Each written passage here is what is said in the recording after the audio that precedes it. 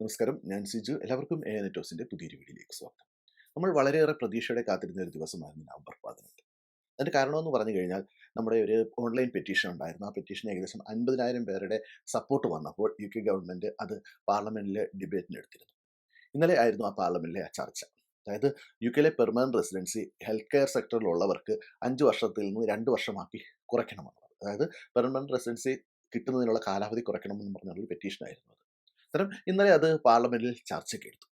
നമ്മളുടെ മലയാളിയായ MP സോജൻ ജോസഫൊക്കെ അതിനെ സപ്പോർട്ട് ചെയ്തുകൊണ്ട് നല്ലതുപോലെ സംസാരിച്ചെങ്കിലും അത് തള്ളിപ്പോവുകയാണ് ഉണ്ടായത്. അതിന്റെ കാരണമായിട്ട് അവർ പറഞ്ഞിരിക്കുന്നത് UK എത്തിയിരിക്കുക എല്ലാവർക്കും തന്നെ ഒരേ സ്റ്റാൻഡേർഡ് ആയിരിക്കണം. അതായത് സ്കിൽഡ് വർക്കർ വിസയിലും ഒരുപാട് പേര് UK വരുന്നു. ഹെൽത്ത് ആൻഡ് കെയർ സെക്ടറിൽ മാത്രമല്ല എല്ലാ വിവിധ മേഖലകളിൽ UK തൊഴിലാളികളെ ആവശ്യമുണ്ട്. അങ്ങനെ വിവിധ മേഖലകളിലേക്ക് UK തൊഴിലാളികൾ വരുന്നുണ്ട്. പക്ഷെ അവരെയെല്ലാം സെപ്പറേറ്റ് ആക്കിക്കൊണ്ട്, പക്ഷെ അവരെല്ലാം വേർതിരിച്ച് കാണുന്നതിന് PR കിട്ടുന്നതിന് അല്ലെങ്കിൽ ഇൻഡെഫിനിറ്റ് ലീവ് ടു റിമെയിൻ കിട്ടുന്നതിന്, അതായത് പെർമനന്റ് റെസിഡൻസി കിട്ടുന്നതിന് അവരെ വേർതിരിച്ച് കാണാൻ UK ഗവൺമെന്റിന് സാധിക്കില്ല എന്നാണ് പറഞ്ഞിരിക്കുന്നത്. അതായത് ഹെൽത്ത് ആൻഡ് കെയർ സെക്ടറിൽ വരുന്നവർക്ക് ഇപ്പോൾ തന്നെ ഒരുപാട് ആനുകൂല്യങ്ങളുണ്ട്. അവരുടെ ഫീസ് കുറവാണ്, അവർക്ക് IH സർചാർജ് ഇല്ല, അങ്ങനെ ഒരുപാട് ആനുകൂല്യങ്ങൾ UK ഗവൺമെന്റ് കൊടുക്കുന്നുണ്ട്. അതുകൊണ്ട് തന്നെ പെർമനന്റ് റെസിഡൻസിന്റെ കാര്യത്തിൽ അങ്ങനെ ഒരു സെപ്പറേഷൻ വരുത്താൻ അവർ ഉദ്ദേശിക്കുന്നില്ലെന്നാണ് പറഞ്ഞിരിക്കുന്നത്. അതായത് അവർ UK വരുന്ന തൊഴിലാളികളെ എല്ലാവരും ഒരുപോലെ കാണാനാണ് പ്ലാൻ ചെയ്തിരിക്കുന്നതാണ് ഇന്നലെ അവർ മറുപടി പ്രസംഗത്തിൽ പറഞ്ഞത്. അതായത് UK permanent residency health and care സെക്ടറിലുള്ളവർക്ക് 2 വർഷത്തേക്ക് മാറ്റാനുള്ള ആ ഒരു പെറ്റീഷൻ ഇന്നലെ തള്ളിപ്പോയിരിക്കുകയാണ്. പക്ഷെ നമുക്കിതിൽ പ്രതീക്ഷയാണ് തരുന്നത്. കാരണം നമ്മുടെ UK സമരങ്ങൾ പാർലമെന്റിൽ ചർച്ചയ്ക്ക് എത്തി തുടങ്ങിയിരിക്കുന്നു. അത്തരം അത് വളരെ പ്രതീക്ഷയുടെ ഒരു കാര്യം തന്നെയാണ്. അപ്പോൾ എല്ലാവരും പ്രതീക്ഷിച്ചിരുന്നു. കാരണം കാനഡ, ന്യൂസിലാൻഡ് തുടങ്ങിയ രാജ്യങ്ങളെല്ലാം തന്നെ അവിടുത്തെ പെർമനന്റ് റെസിഡൻസി കിട്ടുന്നതിനുള്ള കാലാവധി കുറച്ചുകൊണ്ടിരിക്കുകയാണ് ഹെൽത്ത് ആൻഡ് കെയർ സെക്ടറിലുള്ളത്. കാരണം ഹെൽത്ത് ആൻഡ് കെയർ സെക്ടറിലാണ് ഏറ്റവും കൂടുതൽ ഷോർട്ടേജ് പല രാജ്യങ്ങളിലും അനുഭവപ്പെടുന്നത്. UK അങ്ങനെ തന്നെയാണ്. ഹെൽത്ത് ആൻഡ് കെയർ സെക്ടറിൽ ശക്തമായ ഷോർട്ടേജ് ആണ് ഇപ്പോഴും അനുഭവപ്പെടുന്നത്. കഴിഞ്ഞ വർഷം 2 ലക്ഷത്തിലധികം പേര് കെയറും സീനിയർ കെയറും നഴ്സും ഒക്കെ ആയിട്ട് UK വന്നിട്ട് പോലും ഇപ്പോഴും ഇവിടെ വേക്കൻസികൾ ധാരാളമുണ്ട്. ഇവിടുത്തെ കെയറിംഗ് സെക്ടറിലെ വേക്കൻസികൾ ഒരു വിധത്തിലും കുറയുന്നില്ല. അതോടൊപ്പം തന്നെ ഇവിടെ നിന്ന് മറ്റ് രാജ്യങ്ങളിലേക്ക് ചേക്കേറുന്നവരും നഴ്സിംഗ് ജോലി ഉപേക്ഷിച്ച് പോകുന്നവരുടെ എണ്ണവും കൂടി വരുന്നത് കൊണ്ട് തന്നെ ഇവിടുത്തെ വേക്കൻസികൾ തീരുന്നില്ല. അപ്പോൾ അങ്ങനെ ഒരു സ്ഥിതി നിൽക്കുമ്പോൾ ഗവൺമെന്റ് ആ ഒരു നിയമം കൊണ്ടുവരുമെന്ന് പ്രതീക്ഷിച്ചെങ്കിലും അത് നടന്നില്ല. നമുക്കറിയാമല്ലോ UK വന്നു കഴിഞ്ഞാൽ നമുക്ക് ഒരു ജോലി നഷ്ടപ്പെട്ട് കഴിഞ്ഞാൽ നമുക്ക് 2 മാസത്തിനുള്ളിൽ പുതിയ എംപ്ലോയറെ കണ്ടെത്തണമെന്നുള്ളതാണ്. അന്നേരം നമ്മൾ അതിന് ഒരു 6 മന്ത്സ് ആക്കണമെന്ന് പറഞ്ഞ് പെറ്റീഷൻ മുമ്പോട്ട് പോയിട്ടുണ്ട്. അതിനെക്കുറിച്ച് ചർച്ച ഇതുവരെ വന്നിട്ടില്ലെങ്കിലും നമ്മൾ ഇന്നലത്തെ ആ ഒരു മീറ്റിങ്ങിലൂടെ നമുക്ക് മനസ്സിലാക്കാൻ സാധിക്കുന്നത് അവർ ആ 2 മാസം എന്നുള്ളത് 6 മാസത്തിലേക്ക് മാറ്റാനുള്ള ചാൻസും തീരെ കുറവാണെന്നാണ് നമുക്ക് കാണാൻ സാധിക്കുന്നത്. കാരണം അങ്ങനെ ഒരു നിയമം കൊണ്ടുവന്നു കഴിഞ്ഞാൽ ഇവിടെ വരുന്ന കൂടുതൽ ചൂഷണങ്ങൾ ഉണ്ടാകും എന്നുള്ള രീതിയിൽ MP സംസാരിക്കുകയുണ്ടായി. അതായത് UK വരുന്നവർക്ക് ആ 2 മാസം എന്നുള്ളത് 6 മാസമാക്കി മാറ്റിയാൽ അവരിവിടെ കൂടുതൽ സ്ട്രഗിൾ ചെയ്യും എന്നുള്ള രീതിയിലുള്ള കണ്ടെത്തലുകളാണ് അവർ പറഞ്ഞിരിക്കുന്നത്.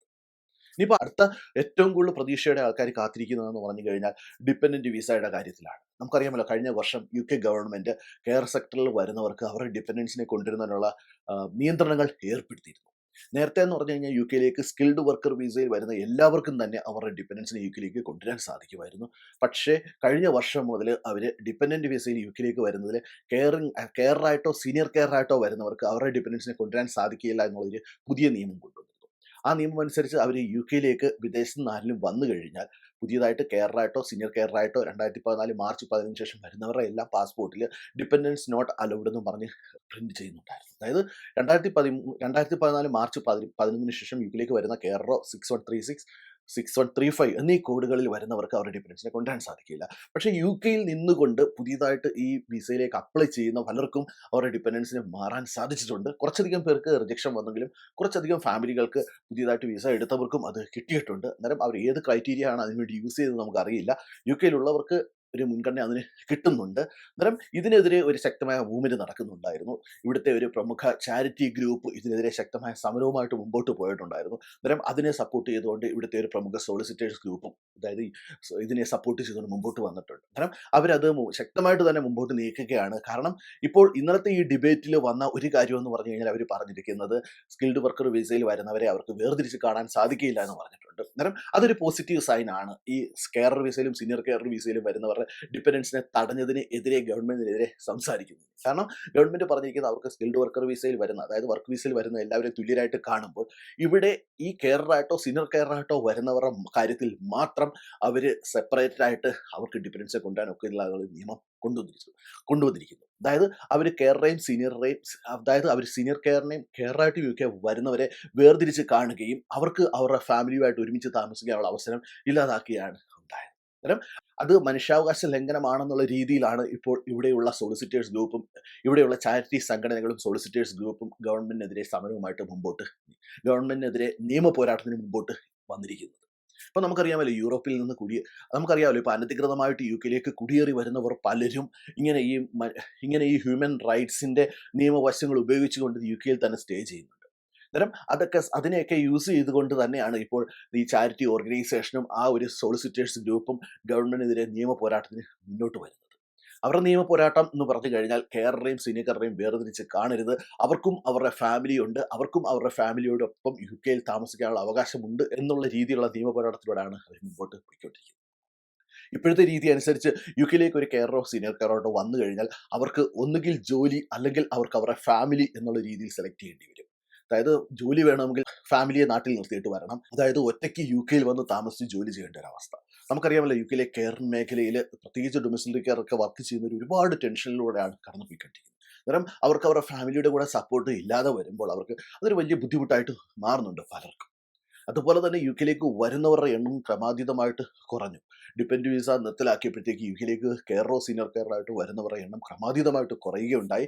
നമുക്കറിയാം, യു കെയിൽ ഈ ഒരു വിസ വന്നു കഴിഞ്ഞ് ധാരാളം തട്ടിപ്പുകൾ ഉണ്ടായിട്ടുണ്ടെങ്കിലും ധാരാളം പേര് ഈ ഒരു വിസയിലൂടെ കുടുംബവുമായി യു കെയിൽ എത്തി രക്ഷപ്പെട്ട ഒരുപാട് പേരുണ്ട്. കാരണം ഇത് ഒരുപാട് പേർക്ക് അനുഗ്രഹമായിരുന്നു.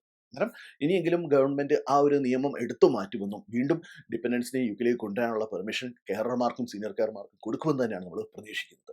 ഇപ്പോഴത്തെ ഈ നിയമം അനുസരിച്ച് കെയറർമാർക്കും സീനിയർ കെയർമാർക്കും അവരുടെ ഫാമിലിയെ യു കെയിലേക്ക് കൊണ്ടുവരണമെങ്കിൽ അവർ പെർമനന്റ് റെസിഡൻസി കിട്ടുന്നത് വരെ വെയിറ്റ് ചെയ്യേണ്ടി വരും. അങ്ങനെ പെർമനന്റ് റെസിഡൻസി കിട്ടിക്കഴിഞ്ഞു മാത്രമേ അവർക്ക് അവരുടെ ഫാമിലിയെ യു കെയിലേക്ക് കൊണ്ടുവരാൻ സാധിക്കുകയുള്ളൂ. അങ്ങനെ ഫാമിലി ആ സമയത്ത് യു കെയിലേക്ക് കൊണ്ടുവരണമെങ്കിൽ ആ സമയത്തുള്ള ഫിനാൻഷ്യൽ റിക്വയർമെന്റ്, അതായത് പെർമനന്റ് റെസിഡൻസി കഴിഞ്ഞാൽ നമുക്ക് ഫാമിലി വിസയിലാണ് ഡിപ്പെൻഡൻസിനെ യു കെയിലേക്ക് കൊണ്ടുവരാൻ സാധിക്കുന്നത്. അങ്ങനെ ഫാമിലി വിസയിൽ യു കെയിലേക്ക് കൊണ്ടുവരേണ്ട ക്രൈറ്റീരിയ നമുക്ക് PR കിട്ടിക്കഴിയുമ്പോൾ നമുക്ക് സാറ്റിസ്ഫൈ ചെയ്യാൻ സാധിച്ചു കഴിഞ്ഞാൽ നമ്മളെ ഡിപ്പെൻഡൻസിനെ യു കെയിലേക്ക് കൊണ്ടുവരാൻ സാധിക്കും ആ സമയത്ത്. അത്രയും നാൾ 5 വർഷം, ഇപ്പോഴത്തെ നിയമം അനുസരിച്ച് നമ്മൾ 5 വർഷം വെയിറ്റ് ചെയ്താൽ മാത്രമേ കെയർമാർക്കും സീനിയർ കെയർമാർക്കും അവരുടെ ഡിപ്പെൻഡൻസിനെ കൊണ്ടുവരാൻ സാധിക്കുകയുള്ളൂ യു കെയിലേക്ക്. അങ്ങനെ കൊണ്ടുവരണമെങ്കിൽ പോലും ആ സമയത്തെ നിയമം അനുശാസിക്കുന്ന രീതിയിലുള്ള ഫിനാൻഷ്യൽ റിക്വയർമെന്റ് ഈ സീനിയർ കെയറോ കാണിക്കേണ്ടി വരും അവരുടെ ഡിപ്പെൻഡൻസിനെ യു കെയിലേക്ക് കൊണ്ടുവരാൻ. പിന്നെ മറ്റൊരു കാര്യം എന്ന് പറഞ്ഞാൽ ഒരുപാട് പേര് ചോദിക്കുന്നു, കെയറായിട്ട് വരുന്നു, അവർക്ക് 30,000 പൗണ്ട് സാലറി കാണിച്ചാൽ ഡിപ്പെൻഡൻസിനെ കൊണ്ടുവരാൻ സാധിക്കുമോ എന്നുള്ളത്.